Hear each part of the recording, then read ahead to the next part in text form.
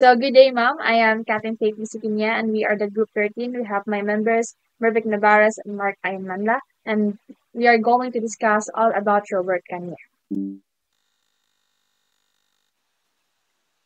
So according to Robert Gagne, instructional events refer to actions of both teacher and learners during the teaching session. Selecting appropriate events and planning them in the right format and the right sequence is crucial in a successful lesson design. A lesson design is planned showing the type of instructional events, their order, and the kind of activity taking place in each event. So Robert Gagne is considered to be one of the foremost contributors to the systematic approach to instructional design, and his theory has provided a great number of valuable ideas for trainers and teachers. So it is called Gagne's model of instructional design is based on the information processing model of the mental events that occur when adults are presented with various stimuli and focuses on the Gagne's theories have been applied to design of instruction in several domains, such as the military, flying, leadership, engineering, and healthcare. So essential to Gagne's ideas of instruction are what he calls conditions of learning.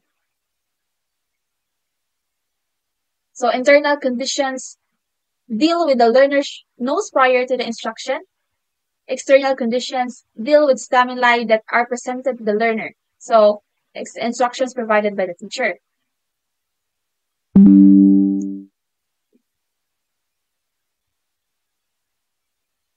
So the first step in Gagne's theory is specifying the kind of outcomes to be achieved, which is very important in teachers' goals at the end of our lesson. So he categorized these outcomes into five types, which is the verbal information, and it is the use of spoken and written words, the intellectual skills. So these deals in your analysis, problem solving, verbal comprehension, and reasoning skills. So the same examples with cognitive strategies, attitudes, and motor skills, and that is the function that involves specific movements, the specific movements. The second step is to organize appropriate instructional events. So Gagne's events of instructions consist of the following. So representing the 9 events of Robert Gagne.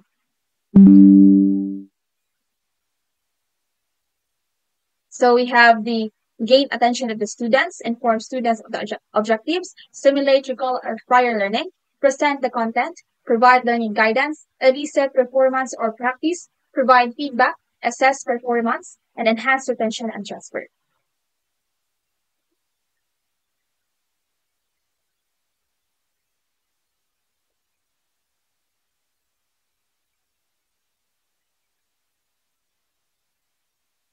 So first, let's talk about gain attention of the students. So ensure the learners are ready to learn and participate in activities by presenting a stimulus to capture their attention.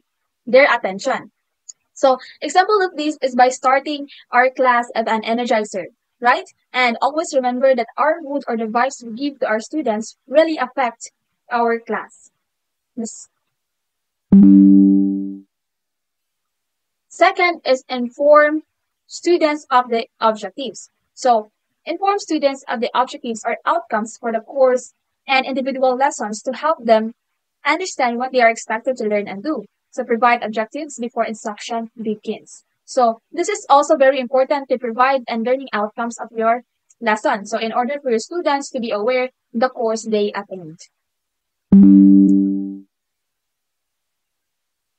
The third one is to stimulate recall of prior learning. So help students make sense of new information by relating it to something they already know or something they have already experienced. So before starting your discussion, try to ask questions to them related to your topic. Somehow they may help them recall and relate to your discussion. The next one is present the content. So use strategies to present and cue lesson content to provide more effective instruction. So organize and group content in meaningful ways and provide explanations after demonstrations. So the best way for a learner to understand is providing examples. So in this way, this helps them and every student understand the lesson. Next one is provide learning guidance. So advise students of strategies to aid them in learning content and of resources available. In other words, help students learn how to learn. So let or advise students explore available and user-friendly resources regarding their lesson. Okay, through that, your students can gain more knowledge that he or she could apply.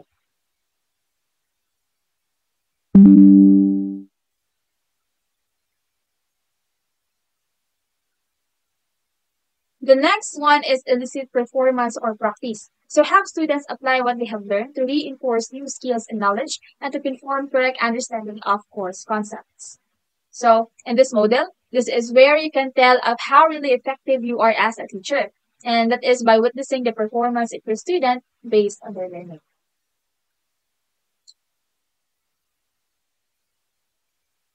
The next one is it is very important and provide feedback. So provide timely feedback of students' performance to assess and facilitate learning and to allow students to identify gaps in understanding before it's too late. So feedback is really important because a learner may identify of how well he or she performed the task, what are the things that should be improved, and the strategies he or she have been applied.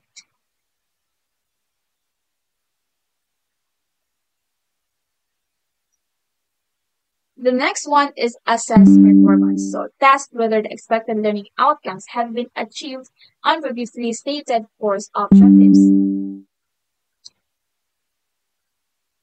So assessment is your way, as a teacher to gather the learning of your students.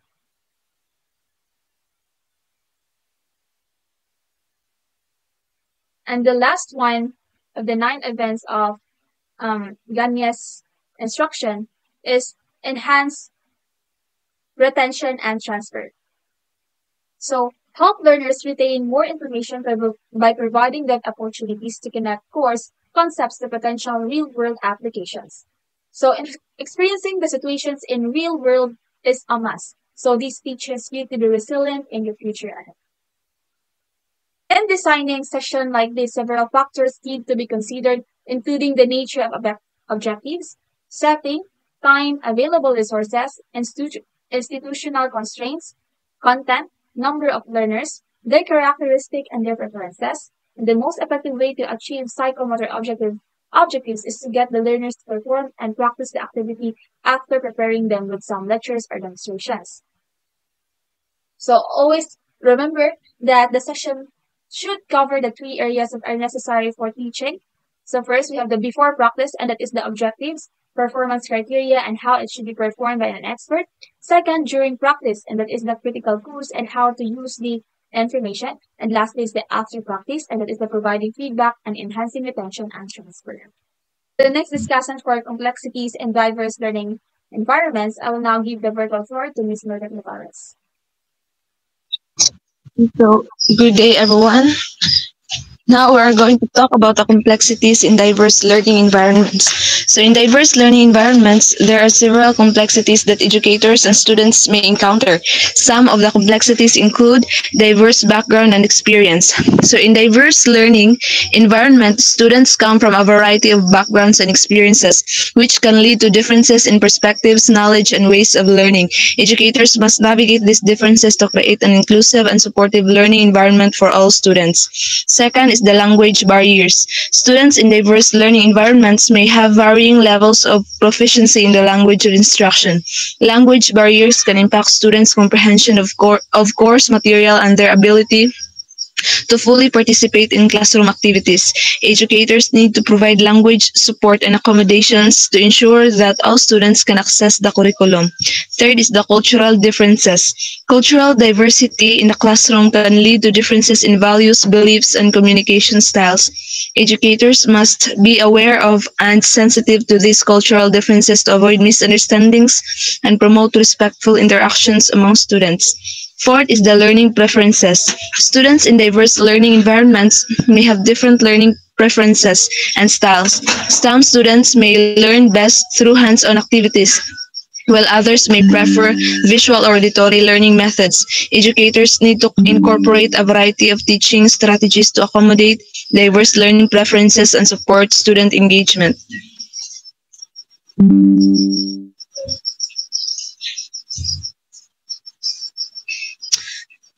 Fifth, we have the equity and inclusion. Ensuring equity and inclusion in a diverse learning environment requires addressing systemic barriers and biases that may affect certain groups of students. The environment requires addressing systemic barriers and biases that they may affect certain groups of students. Educators must be committed to promoting equity, diversity, and inclusivity in their teaching practices and classroom policies. Overall, navigating the complexities of diverse learning environments requires educators to be culturally responsive, flexible, and proactive in meeting the diverse needs of all students. By valuing and celebrating diversity, educators can create a rich learning experience that benefits all students.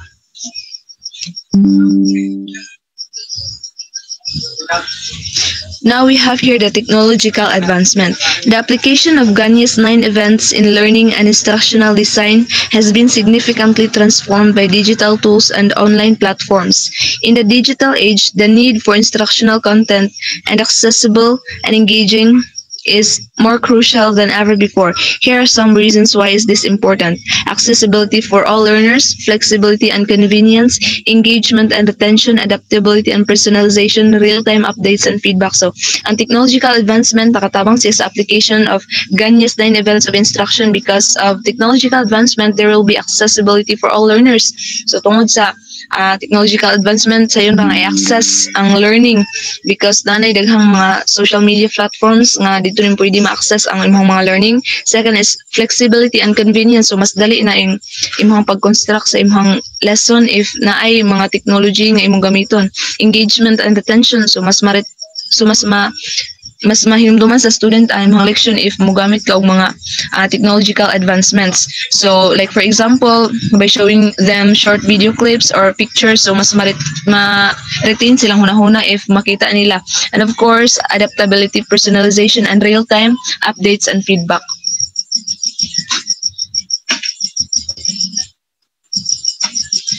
So, accessibility for all learners. Digital instructional content should be designed to be accessible for learners of all abilities. This includes individuals with disabilities who may require accommodations such as screen readers, captions, transcripts, and alternative formats. By ensuring accessibility, educational institutions and organizations can cater to a diverse range of learners and provide equal opportunities for everyone to access and benefit from the content. Next is the flexibility and convenience. Digital instructional content allows learner to access materials anytime, anywhere, and on any device. This flexibility is especially important for adult learners, working professionals, and individuals with busy schedules. By making content available online, learners can engage with the material at their own pace and convenience, leading to a more personalized and effective learning experience. So, through technological advancement na mas flexible ay mga learning, mas convenient kay ma-access nimo ang learning or ang mga ideas o informations anytime and anywhere. Third one is the engagement and retention. Engaging instructional content captivates learners' attention and enhances their retention of information. Interactive elements such as videos, simulations, quizzes, and gamified activities can make learning more enjoyable and effective. By leveraging multimedia and interactive features, educators can create a dynamic and immersive learning environment that motivates students to actively participate and retain knowledge. So, mas engaging ang imong learn, mas engaging ug mas meaningful, mas enjoying ang imong learning experience through the technological advancements. Fourth one is the adaptability and personalization. Digital instructional content can be easily customized to meet the diverse learning needs and preferences of individual learners. Adaptive learning technologies can analyze students' performance data and provide personalized recommendations and feedback. By tailoring content to the learner's strengths, weaknesses, and learning style, educators can improve learning outcomes and foster a more inclusive and supportive educational environment. Fifth, we have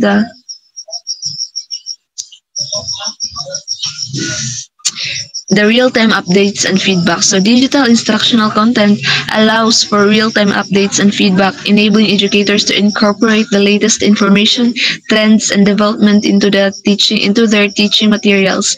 Teachers can also track students' progress, identify areas of improvement, and provide timely feedback to promote continuous learning and growth.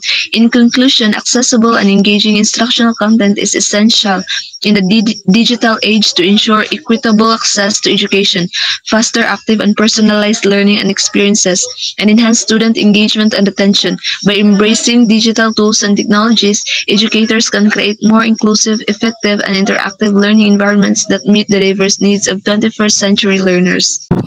The next is about addressing modern learners' needs. So, Ganya's model may not fully met the preferences of modern learners who value interactivity and self-paced learning.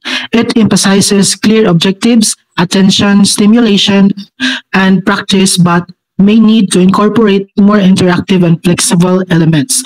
So, to meet modern learners' needs, instructional designers should use interactive elements like multimedia and gamification. So they should also provide self-paced learning options through online platforms and adaptive technologies. So this promotes engagement, collaboration, and personalized learning experiences.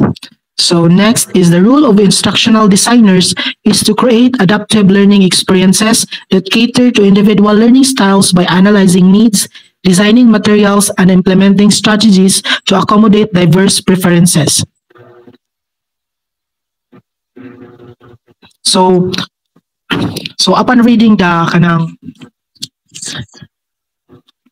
statement, no, so it is very understandable that, and it is stated also that modern learners have unique preferences and needs when it comes to education and training. So Ganya's model is effective in its own right, but not fully met the needs of the modern learners. So ang modern learners ana is maapil na taana mga Gen Z. So that is why, in order to meet the needs of modern learners, instructional designers should incorporate interactive and self-paced elements and utilize adaptive learning technologies. Kay kung magpabilin ta sa kanang old style of kanang teaching is makayong tanga boring na bitaw ang kanang klase or ang training if magpabilin ta ato nga style. So dapat jud is mo-adapt ta sa kanang new kanang style of teaching, like mogamit ta og kanang mga technologies, and aside from that is kanang mogamit ta atong different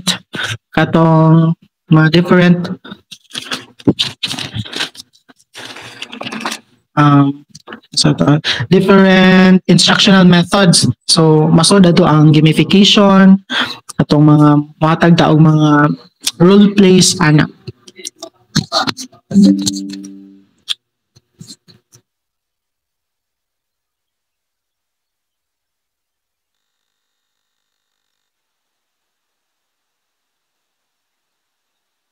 So next is the innovative adaptations. So enhancing Ganya's framework to increase engagement and retention. Enhancement can include incorporating gamification elements and AI-driven personalization into Ganya's framework. Gamification can make learning more enjoyable and interactive, while AI-driven personalization can tailor the content to individuals' learners' needs. So, if mo yung gamification is kadaghan na taan ni naka-experience atong mga past na report. So, nagamit ang mga application na nag-consist of mga quizzes about the topic ana. Pero ang pamaagi is imo siya og duwa. And next is adding collaborative learning events. So foster social interaction and peer learning by adding collaborative learning events to Ganya's framework. So these events encourage learners to work together, share ideas, and collaborate on the projects, enhancing their understanding and retention of the content. So masod to anino katong gingon ako ganina kanang katong mga group projects, katong mga activities nga nag-need og collaboration sa mga students.